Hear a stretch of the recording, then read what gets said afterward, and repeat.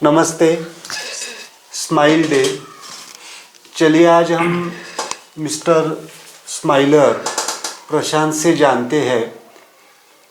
वो smile meditation से पिछले 2 साल से आप जुड़े हुए हैं, तो उनके जीवन में स्माइल मेडिटेशन का क्या असर हुआ है, इसके बारे में आज हम जानकारी लेते हैं।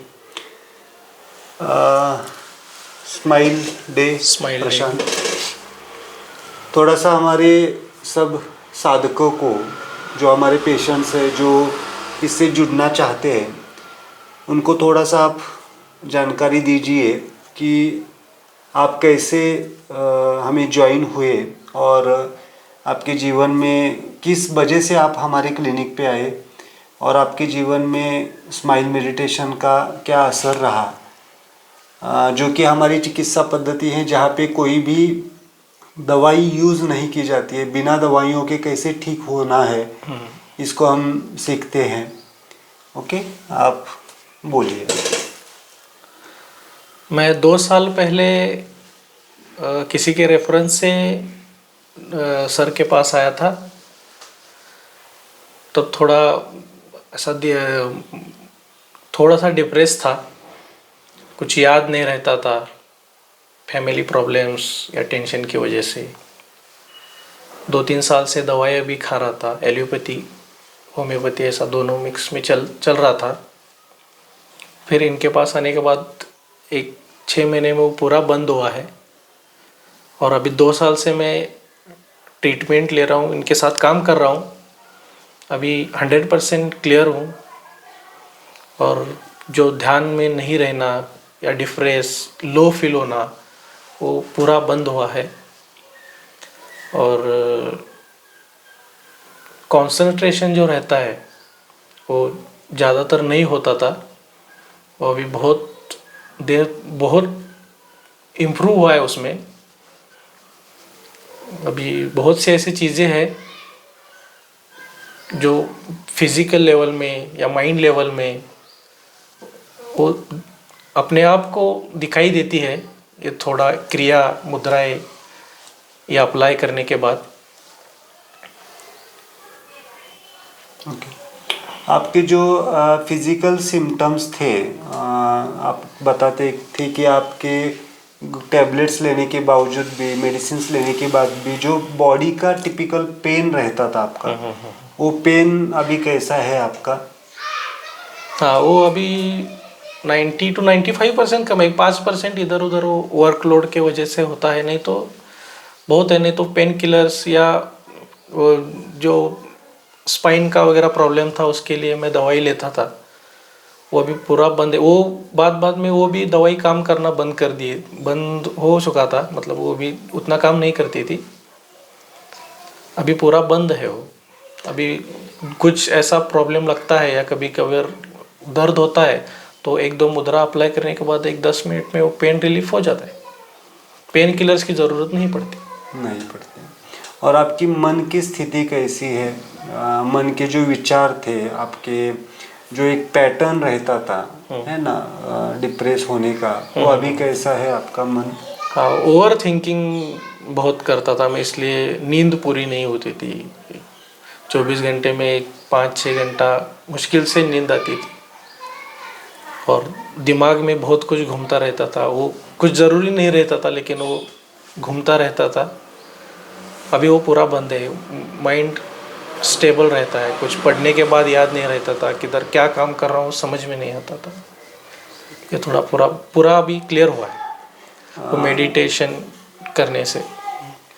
शिविर का आपने 3 दिन का शिविर भी हमारा अटेंड किया, उसका एक्सपीरियंस और थोड़ा सा डिटेल में बताएंगे तो बहुत अच्छा रहेगा। हाँ, वो हम शिविर जो 3 दिन का करते हैं उसमें अभी इधर क्लिनिक में आधा घंटा 1 घंटा तो डॉक्टर जी के साथ हो जाता है। उधर 3 दिन हम उनके साथ रहते हैं और जहाँ पे शिविर होता है वो पूरा नेचुरल जगह है।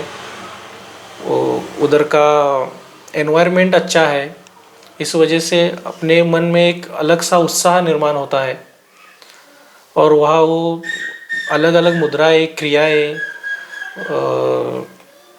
और क्या ब्रीदिंग एक्सरसाइज और ट्विस्ट थेरेपी, ऐसा वो सब उधर सिखाते हैं। वो डेली अप्लाई करने से बहुत से अच्छे रिजल्ट आने चालू हो जाते हैं, जो कि बॉडी पेन होता है या पोस्चर करेक्शन रहता है कुछ काम से, या अलग ढंग से चलना या बैठने से बैक पेन या नेक पेन, ऐसा कुछ प्रॉब्लम रहता है, उसका वो रिलीफ या करेक्ट करने के लिए उसका बहुत सा क्या बोलते हैं उसको फायदा होता है। ओके, उसका बेनिफिट्स बेनिफिट्स हो जाता है। ओके, और आपकी जो स्पिरिचुअल अंडरस्टैंडिंग में भी आपको कुछ बदलाव आपके लगता है? जो आपकी धारणाएं थी जीवन के बारे में, अध्यात्म के बारे में, वो आपकी धारणाएं उसमें कुछ सुधार या फिर उसमें कुछ अपग्रेडेशन आपको लगा इस स्माइल मेडिटेशन से? हाँ, वो तो थोड़ा लगता है। अभी क्या हर रोज़ मंदिर जाते थे, लेकिन क्यों जाते हैं, किस लिए जाते हैं, ये हमें मालूम नहीं रहता।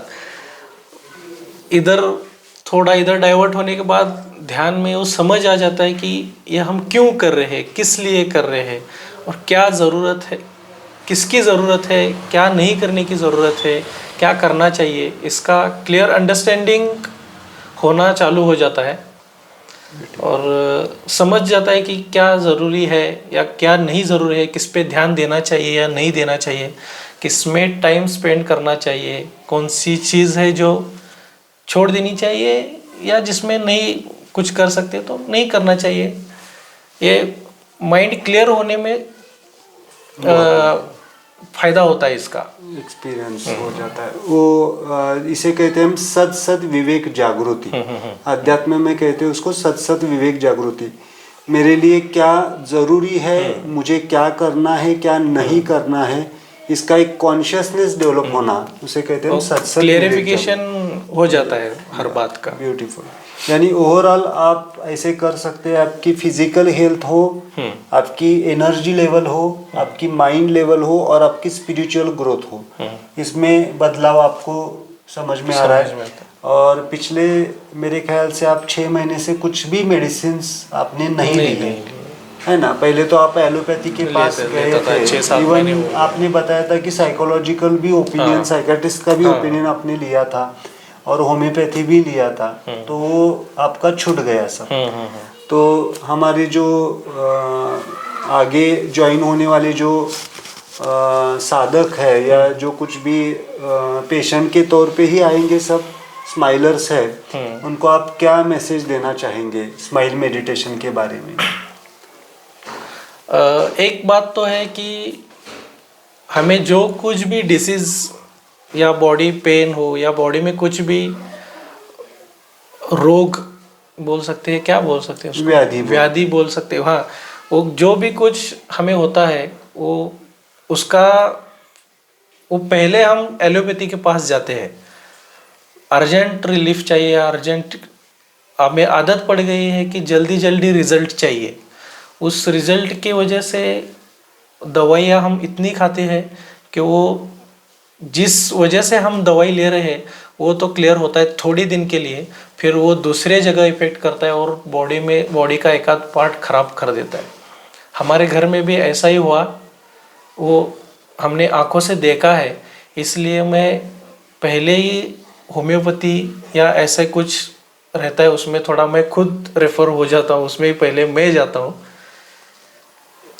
एलोपैथी का साइड इफेक्ट क्या है, क्या वो इमरजेंसी के लिए ठीक है, लेकिन हर दिन या डेली रूटीन के लिए वो इतना खास नहीं है। जो है वो मेरा ऐसा मानना है कि एलोपैथी खाली ऊपर काम करती है और बाकी जो अभी स्माइल मेडिटेशन हो या ऐसा कुछ जो है वो रूट लेवल पे काम करते हैं, आपके भीतर से वो बाहर निकालने का प्रयास करते हैं। इसलिए एक बार वो निकल गया तो वापस आने का चांस नहीं होता। इसलिए मैं थोड़ा इसमें आता हूँ, मैं ये 1.5-2 साल से ये कर रहा हूँ। तो प्रशांत ने कहा कि एलोपैथी या जो कुछ भी आयुर्वेद है, सब चिकित्सा पद्धतियाँ बहुत ही अच्छी है, उसमें कुछ डाउट नहीं है। Allopathy is very important in the emergency. देखिए आप लोगों को भी पता चल रहा है, हम लोगों को जो मेडिकल फील्ड से कनेक्टेड नहीं है डायरेक्टली, फिर भी उनको पता चल रहा है कि allopathy is the emergency science. वैसे ही आयुर्वेद है, होम्योपैथी बहुत अच्छे साइंस है, क्योंकि मैंने खुद 8 साल तक एलोपैथी की प्रैक्टिस की है ना, इंटीग्रेटेड प्रैक्टिशनर रह चुका हूँ। सबके इफ़ेक्ट साइड इफ़ेक्ट्स है, लेकिन अगर वो इमरजेंसी साइंस है, लेकिन वो रूटीन टैबलेट्स लेना, क्योंकि हमें उसके ऊपर भी जाना पड़ेगा, ये क्यों बीमारी आई है, क्यों हमें ये तय करना पड़ेगा कि हीलिंग क्या है और ट्रीटमेंट क्या है। ट्रीटमेंट जो चिकित्सा पद्धति है वो बाहर से हम करते हैं, और हीलिंग जो है वो अंदर से होता है। तो मैं ये कहना चाहूँगा कि सब पैथी ह्यूमन के अच्छाई के लिए है, ह्यूमन के जो सफरिंग्स है उसको बाहर निकलने के लिए सब पैथीज है, लेकिन उसका सही इस्तेमाल हो जाए ये इम्पोर्टेंट है। तो ओके, स्माइल, थैंक्स प्रशांत, आपने हमें ये जो आपका फीडबैक दिया स्माइल मेडिटेशन के बारे में, इसके लिए मैं आपका आभारी हूँ। Okay, smile, thanks everyone.